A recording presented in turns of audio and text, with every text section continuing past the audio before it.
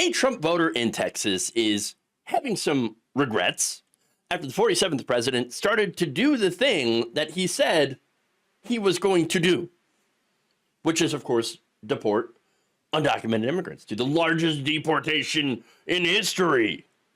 Now, the Texas Tribune spoke to a man named Alan last week who attended a recent protest in El Paso. Okay, Alan, a local police officer, and his wife came and held a Mexican flag. He said he joined the demonstration because he worries about his father, an undocumented immigrant who works at a farm in southern New Mexico. It's probably too much information already. And Alan should probably know that, oh, maybe I'm in danger now. After all, Donald Trump has said and has already begun targeting birthright citizenship. That means Alan would be deported, stripped of citizenship, and deported to a place he's probably never been. Well, if that's the case, then why the hell did he vote for Donald Trump? Well, he said, because he worried about the economy. You know, the price of eggs, which has not gone down. And because he believes that Donald Trump is pro-police and would combat the public's negative perception of law enforcement, which, by the way, is much earned. Okay. I mean, you know, with a lot of the police violence towards black and brown people, you know, a lot of those things, I would say it's pretty well earned as far as that negative perception. Now, he also said that he believed that he believed in Trump's promises to, you know, lower grocery prices, make things more affordable for middle-class families. Well, I mean, let me just start first off with the Donald Trump. He's pro-police. Dude is a literal felon. Okay, yes, he did crime. He got convicted. But he won the White House because of people like you, Alan. And as a result, was able to get away with no consequences. That man is pro-police. He's pro-police. Really? Oh, but it gets better. Alan, who declined to give his last name because he fears retaliation against his father, said he now regrets his vote. Well, that's great. I'm glad he regrets it and understands and sees what he has done, the damage that he has wrought. Okay, it's a little late though, but still, let me give his reasoning. All right, he said it was partly because he was angered when Trump gave clemency to people involved in the January 6th attack on the U.S. Capitol. Okay, yes.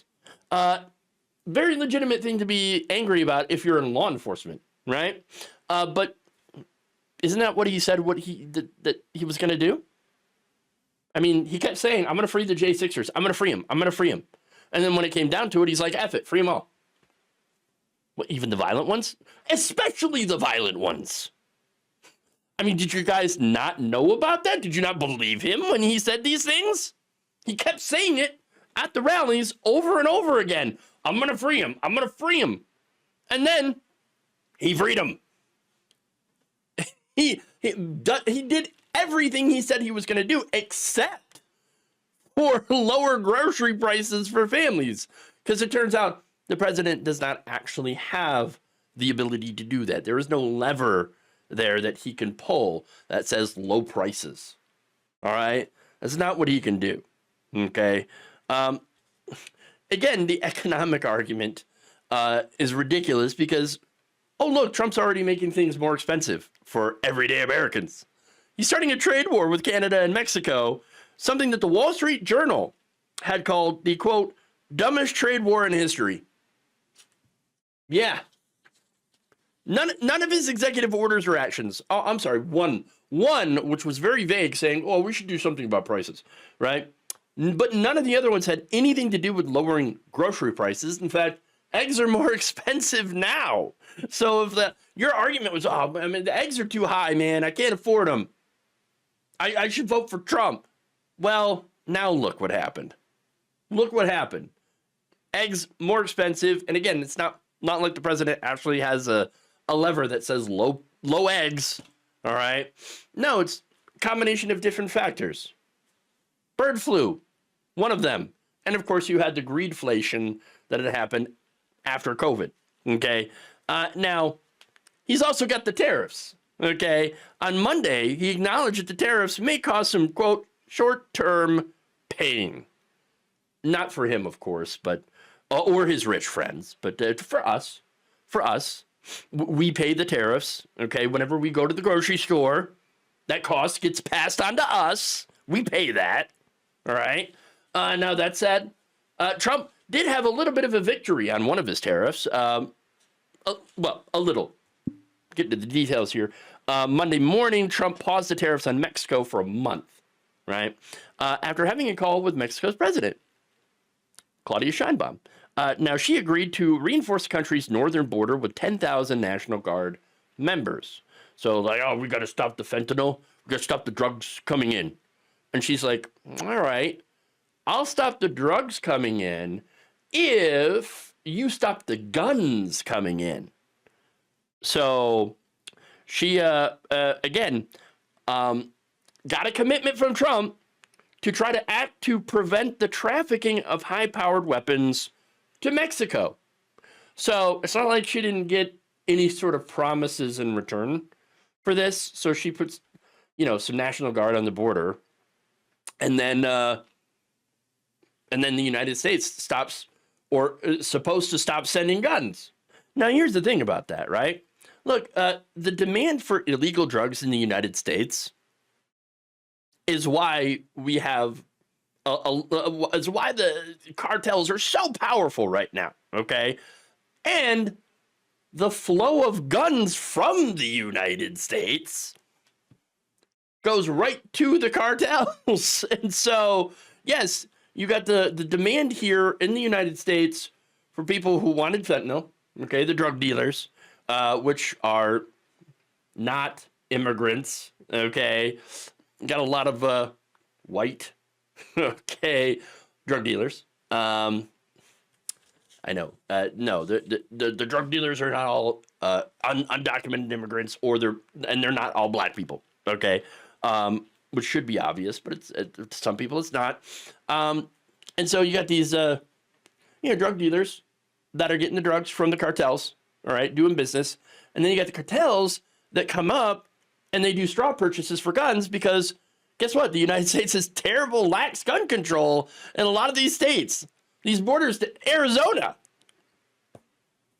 And so, the United States is the world's arms dealer, okay? So many of our weapons end up in the hands of criminals as a result of very weak gun laws. I don't think Donald Trump is going to do anything about that. But if he does, well, I mean, that would technically be a real win, a legitimate win. But I doubt that's going to happen because every, Second Amendment person is going to be screaming bloody murder. So he'll never do that. But back to Allen here, right? Who said, quote, I just don't agree with how he's going about the mass deportations. Well, yeah, I agree with you there, but you voted for the leopards. Are you surprised at all that they have come to eat your face? When they inevitably come to pick up your father and deport him to Mexico. Maybe after that, they're going to come after you. Birthright citizenship and all. Doesn't matter if you're a policeman. In fact, Trump hates law enforcement. Doesn't matter if you pay taxes. He doesn't. Okay, he doesn't. He tries to get out of paying as much taxes as possible.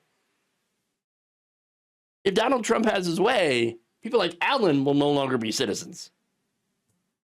And I say, when and if that happens, I hope that you remember that elections really do have consequences. And we warned you about those consequences, and you didn't listen. Thank you for watching. If you enjoyed this video, please like, share, subscribe, hit the bell icon in order to get notified whenever a new video is released.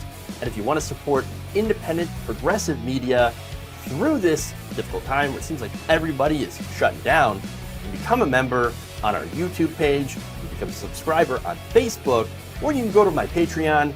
It's patreon.com/Jeff Waldorf. Thank you.